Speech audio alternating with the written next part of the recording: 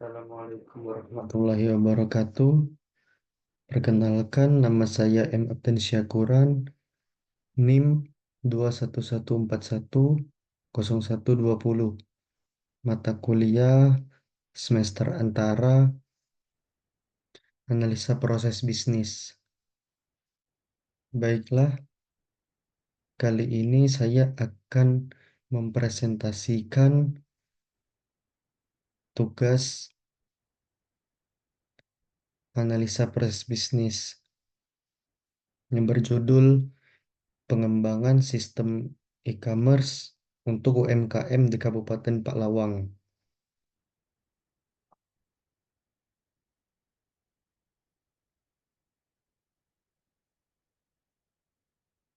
Alasan memilih judul ini karena saat ini banyak UMKM, usaha mikro, kecil dan menengah di Kabupaten Paklawang yang menghadapi tantangan dalam mengadopsi teknologi digital, terutama dalam mengembangkan platform e-commerce. Dengan mengembangkan sistem e-commerce yang efektif, UMKM di Kabupaten Paklawang dapat memperluas jangkauan pasar, meningkatkan penjualan, dan mengoptimalkan operasional bisnis mereka.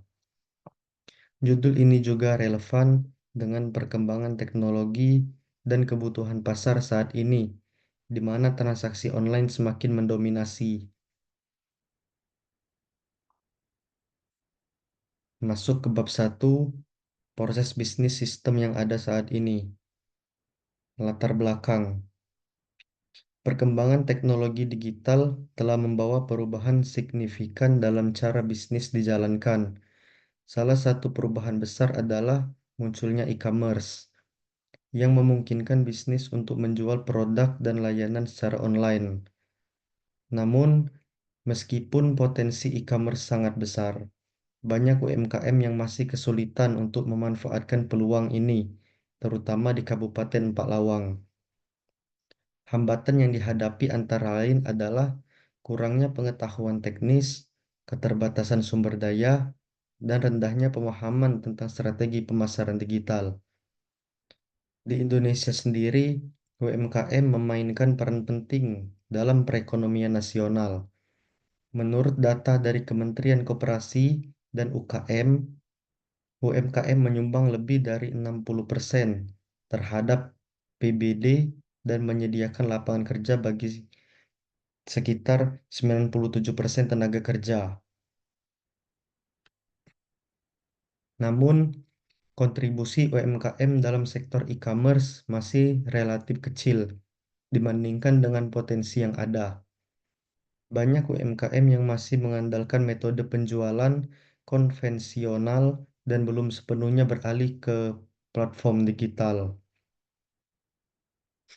Untuk membantu UMKM beradaptasi dengan era digital, diperlukan upaya yang terstruktur dalam mengembangkan sistem e-commerce yang sesuai dengan kebutuhan dan kapasitas mereka. Pengembangan sistem ini tidak hanya mencakup aspek teknis seperti pembuatan situs web atau aplikasi, tetapi juga mencakup pelatihan dan edukasi bagi pemilik UMKM mengenai cara mengelola bisnis online. Dengan demikian, pengembangan sistem e-commerce yang terintegrasi dan komprehensif menjadi sangat penting.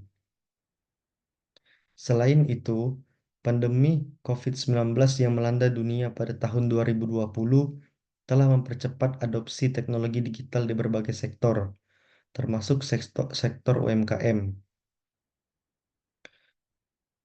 Pembatasan sosial dan kebijakan lockdown mendorong banyak bisnis untuk beralih ke platform digital agar dapat terus beroperasi. Namun, banyak UMKM yang belum siap menghadapi perubahan ini dan mengalami penurunan penjualan yang signifikan. Oleh karena itu, pengembangan sistem e-commerce yang efektif dan mudah diakses oleh UMKM menjadi semakin mendesak. Tujuan A. Mengembangkan sistem e-commerce yang mudah digunakan dan sesuai dengan kebutuhan UMKM di Kabupaten Paklawang. meningkatkan pengetahuan dan keterampilan pemilik UMKM dalam mengelola bisnis online.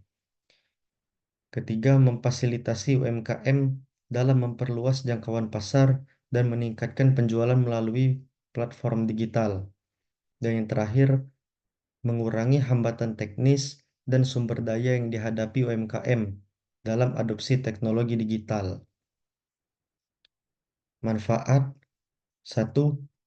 Dengan adanya platform e-commerce yang efektif, UMKM dapat menjangkau pasar yang lebih luas, baik dalam daerah maupun luar kota, sehingga berpotensi meningkatkan penjualan dan pendapatan.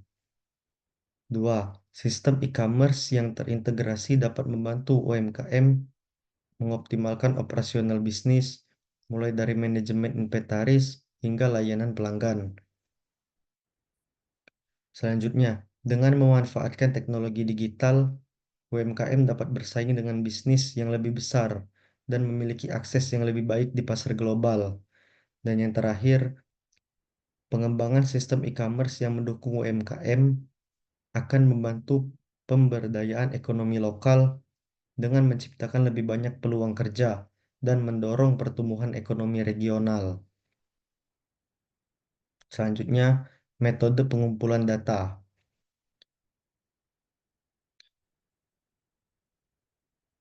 Melakukan penelitian literatur untuk memahami tren terbaru dalam e-commerce, tantangan yang dihadapi oleh UMKM dalam adopsi teknologi digital, solusi yang telah diterapkan di berbagai daerah. 2. Sumber-sumber yang akan digunakan mencakup jurnal ilmiah, buku, laporan industri, dan artikel berita. 2. Teori pendukung. 1. Teori inovasi difusi. Teori ini menjelaskan bagaimana inovasi seperti teknologi e-commerce disebarkan dan diadopsi dalam masyarakat. Menurut Rogers, adopsi inovasi terjadi melalui proses 5 tahap, yaitu pengetahuan, persuasi, keputusan, implementasi, dan konfirmasi. Faktor-faktor seperti karakteristik inovasi, keuntungan relatif, kompatibilitas, kompleksitas, percobaan dan pengamatan, dan karakter pengadopsi, inovator, pengadopsi awal, mayoritas akhir, dan laggard, mempengaruhi kecepatan dan keberhasilan adopsi inovasi. 2. Teori sumber daya berbasis pandangan. Teori ini menyatakan bahwa keunggulan kompetitif perusahaan bergantung pada sumber daya yang unik dan sulit ditiru yang dimiliki dan dikendalikan oleh perusahaan tersebut. Sumber daya ini termasuk aset fisik, keterampilan teknis, dan kemampuan manajerial. 3. Teori perilaku terencana. Teori ini menjelaskan bagaimana sikap, norma subjektif, dan kontrol perilaku yang dirasakan mempengaruhi niat dan perilaku individu. Dalam konteks bisnis, ini dapat diterapkan untuk memahami keputusan pengadopsian teknologi oleh pemilik UMKM. 4. Teori ekonomi biaya transaksi. Teori ini berfokus pada biaya transaksi yang terjadi saat melakukan bisnis, baik dalam pasar maupun dalam organisasi. Biaya ini termasuk biaya pencarian, biaya negosiasi, dan biaya pengawasan. Teori ini menyarankan bahwa organisasi akan memilih struktur yang meminimalkan biaya transaksi. Teori adopsi teknologi. Teori adopsi teknologi dapat diterapkan untuk mengukur seberapa besar pemilik UMKM percaya bahwa sistem e-commerce akan meningkatkan kinerja bisnis mereka atau persepsi kegunaan, dan seberapa mudah mereka merasa dapat menggunakan sistem tersebut atau persepsi kemudahan pengguna. Hal ini dapat membantu dalam merancang antarmuka pengguna dan fitur sistem e-commerce yang ramah pengguna. Bab 3 pembahasan 3.1 Alur proses bisnis. A. Rich Picture. Ini adalah rich picture dari proses bisnis pengembangan e-commerce. Ini activity diagram.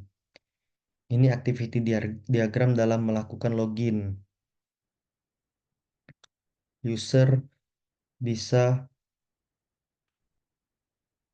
memasukkan password dan sistem meminta atau request, database-nya memvalidasi,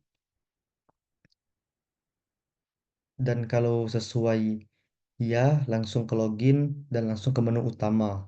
Dan kalau salah, dia akan kembali ke user password. Ini activity diagram order barang.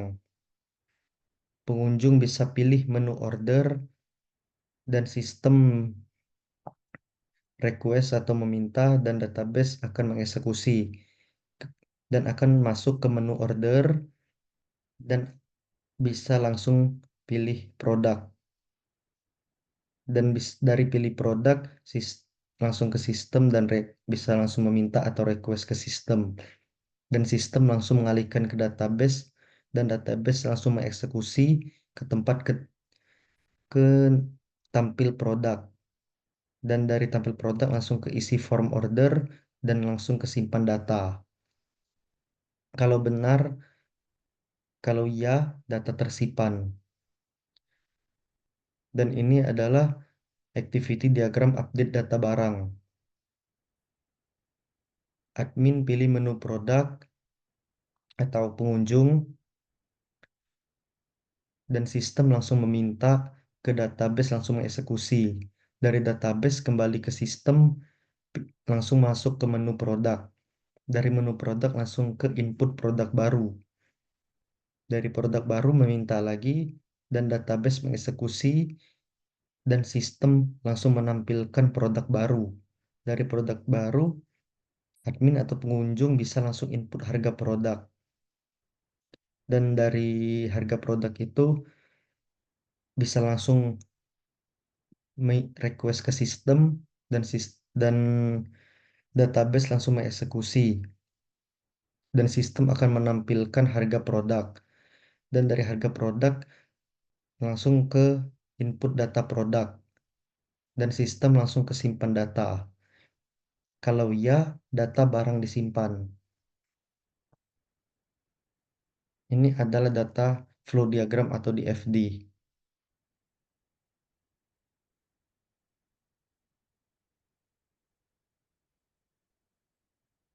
Bisa bisa dilihat ini adalah alur data flow diagramnya dari customer ke database dan ke manager customer information ke website admin dan bisa langsung ke customer dan dari admin bisa langsung ke product update, price info, sales database, transaksi detail dan transaksi database ke manajer transaksi dan ke recap detail dan ke customer.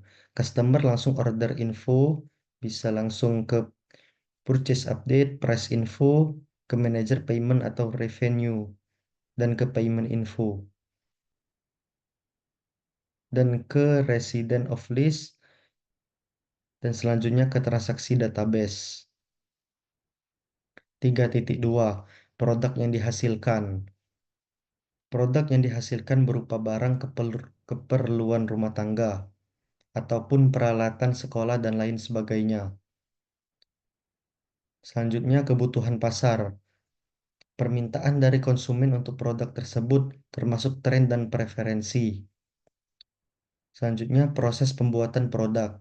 Tahap produksi atau persiapan barang yang akan dijual seperti sourcing dari supplier. 3.5 Proses pemasaran produk atau promosi dan penjualan. Strategi promosi, penggunaan media sosial, SEO, dan kampanye iklan untuk meningkatkan visibilitas produk. Selanjutnya, kelebihan produk, USP atau Unique Selling Point, seperti kualitas, harga, dan fitur unik. 3.7 Gambaran kendala UMKM. Tantangan seperti persaingan, biaya logistik, dan perubahan regulasi. Selanjutnya, rencana keuangan. Perencanaan biaya produksi, pemasaran, dan proyeksi pendapatan. Dan terakhir 3.9 analisa masukan dan keluaran. Evaluasi input atau biaya, waktu, sumber daya, dan output, penjualan dan keuntungan.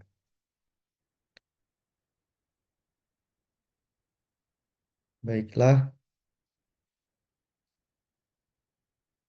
presentasi. Baiklah, saya akhiri presentasi tugas analisa proses bisnis.